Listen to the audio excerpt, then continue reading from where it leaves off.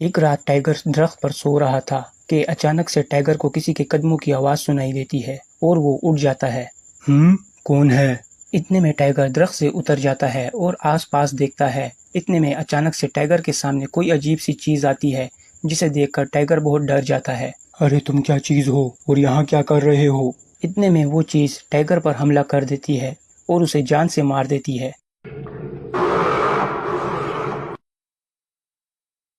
अरे मुझे जल्दी से जाकर शेर खान को खबर देनी होगी।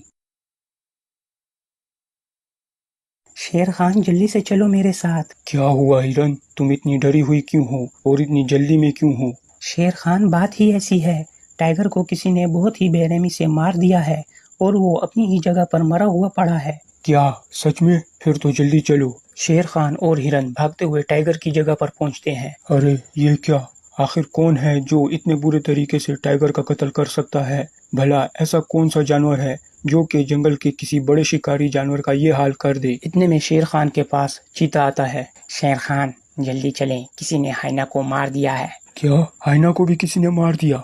अब शेर खान, चीता और हिरन भागते हुए हाइना की जगह पर जाते हैं। अरे ये क्या? इसे भी बिल्कुल टाइगर की तरह ही मारा गया है। आखिर इस जंगल में हो क्या रहा है? जाओ और जल्दी से जासूस बंदर और ईगल को बोलो कि मेरे पास हाजिर हों। ये सुनकर चीता और हिरन बंदर और ईगल को बुलाने जाते हैं और शेर खान वापस अपनी गुफा की तरफ चला जाता है। शेर खान, क्या आपने हमें यहाँ बुलाया? हाँ, मैंने ही तुम लोगों को बुलाया। क्या तुम दोनों को पता नहीं कि इस जंगल में हो क्या रहा है? शेर खान, मुझे भी आज सुबह ही पता चला कि जंगल के दो बड़े शिकारी जानवरों को किसी ने बेरहमी से मार डाला है। ईगल, क्या तुमने इंसानों को तो जंगल में दाखिल होते हुए नहीं देखा? कहीं ये सब उनका किया धरा तो नहीं? नहीं शेर खान, इन दिनों तो कोई भी इंसान जंगल में दाखिल नहीं हुआ। तो फिर कौन ऐसा कर सकता है? बंदर, मैं चाहता हूँ कि तुम अपने साथियों के साथ मिलकर इस सब की इन्वेस्टिगेशन करो और पता लगाओ कि ये सब किसका किया धरा है। और ईगल, तुम ऊपर से नजर रखो कि टाइगर और हाइना की जहाँ मौत हुई है वहाँ कौन कौन से शिकारी जानवर आते जाते रहते हैं। ठीक है शेर खान,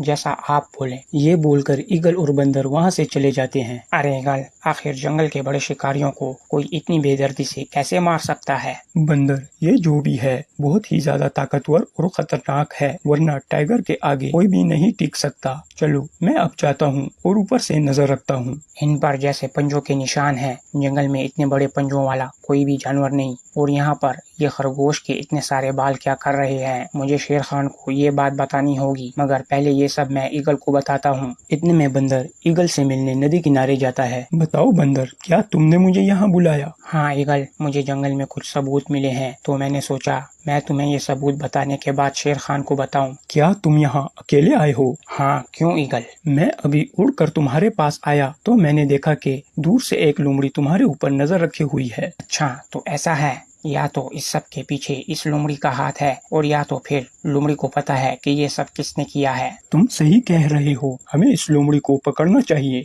लोमड़ी दूर से इनकी बातें सुन लेती है और वो वहाँ से भाग पड़ती है और ईगल और बंदर भी उसके पीछे भाग रहे होते हैं। बहुत देर तक भागने के बाद आखिर लोमड़ी जाकर आगे बंदर के आदमियों से टकरा जाती है और वो सब मिलकर लोमड़ी को घेर लेते हैं। कहाँ भाग रही थी चालाक लोमड़ी? मुझे पता है कि इस सब के पीछे तुम्हारा ही हाथ है। देखो, मुझे जाने दो, मैंने कुछ भी नहीं किया। हाँ हाँ, सब ऐसा ही बोलते हैं, मगर इस बात का फैसला तो अब शेर खान ही करेगा। ये बोलकर सब लोमड़ी को लेकर शेर खान के सामने हाजिर हो जाते हैं। बताओ, तुम इस लोमड़ी को यहाँ क्यों ले आए? शेर खान, ये लोमड़ी दूर से हमारे ऊपर नजर रखे हुई थी और जब हमें पता चला तो ये हमसे भागने लगी, तो हमने इसे पकड़ लिया और आपके पास ले आए। शेर खान, मुझे तो लगता है कि ये सब इस लोमड़ी का ही किया धरा है। तो बताओ लोमड़ी, क्या ये सब तुमने किया है? नहीं शेर खान, भला मैं ऐसा क्यों करूँगी? टाइगर हमेशा अपने शिकार में से बचा हुआ गोश्त मुझे देता था, भला मैं उसे क्यों मारूंगी? और ना ही मुझ में इतनी हिम्मत है कि किसी बड़े शिकारी जानवर से पंगा लूं।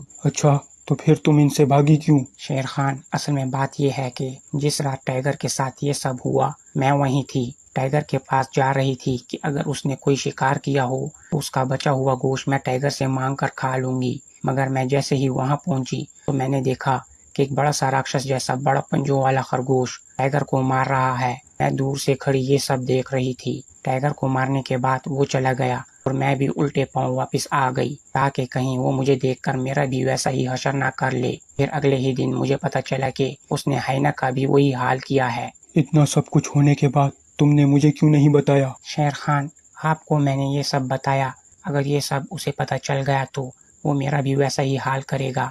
इसी डर से मैं छुपती फिर रही थी।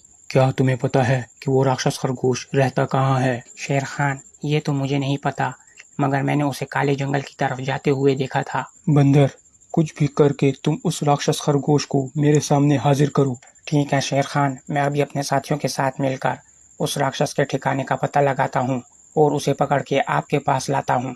बंदर, मैं भी इस सब में तुम्हारी मदद करूंगा। ये बोलकर ईगल और बंदर राक्षस को पकड़ने के लिए निकल जाते हैं। देखो ईगल, हमें उस राक्षस खरगोश को पकड़ने के लिए सबसे पहले उसके ठिकाने का पता लगाना होगा। वो जरूर किसी बड़ी सी सुरंग में या किसी गुफा में छुप कर रहता होगा। तुम ऊपर से देखो और हम यहाँ नीचे से तलाश करते हैं। ये सुनकर ईगल उड़ जाता है और ऊपर से नजर रखता है और बंदर अपने साथियों के साथ नीचे राक्षस का ठिकाना ढूंढ रहा होता है।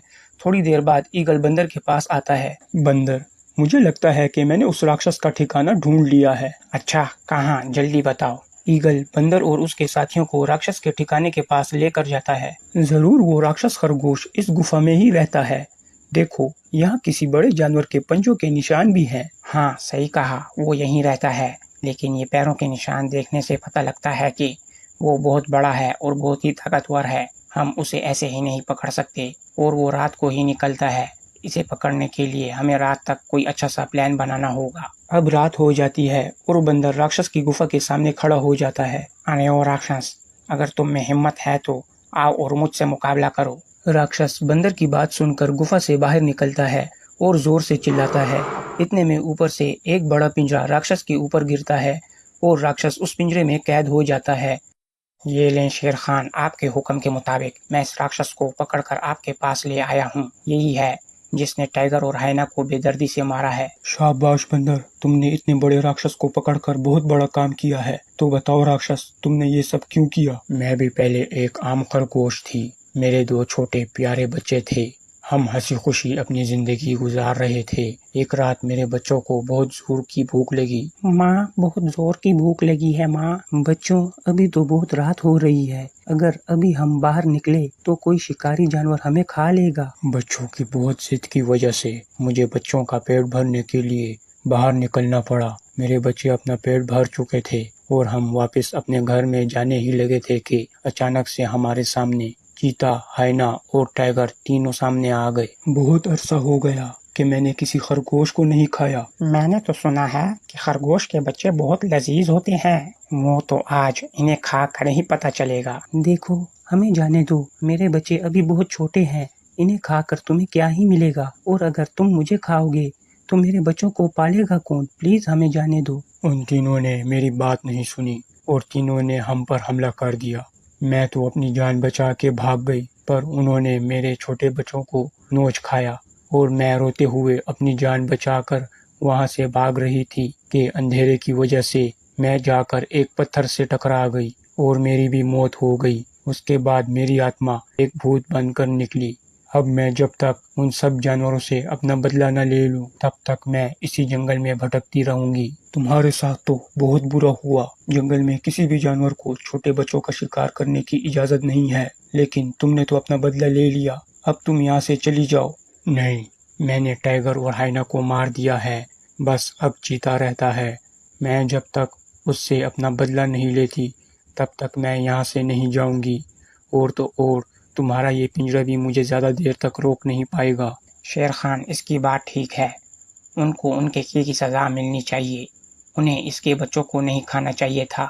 हमें इसे आज़ाद करना चाहिए ताकि ये चीते से अपना बदला ले और यहाँ से चली जाए, वरना ये किसी भी वक्त ये पिंजरा तोड़ देगी और दूसरे जानवरों को भी नुकसान पहुँचाएगी और इसे कोई रोक भी नहीं पाएगा। हमें इसे छोड़ना होगा। शेर खान बंदर की ये बात मानता है और उस खरगोश राक्षस से बोलता है, हाँ ठीक है, हम तुम्हें छोड़ते हैं, पर तुम वादा करो कि तुम चीते को मारने के बाद यहाँ से चली जाओगी और दूसरे किसी भी जानवर को नुकसान नहीं पहुँचाओगी। ठीक है, मैं तुमसे वादा करती हूँ कि मैं चीता को मारने के बाद चली जाऊंगी। राक्षस की ये बात सुनकर शेर खान उसे आज़ाद कर देता है और वो राक्षस वहाँ से चुपचाप चली जाती है और चीता के पास पहुँच जाती है।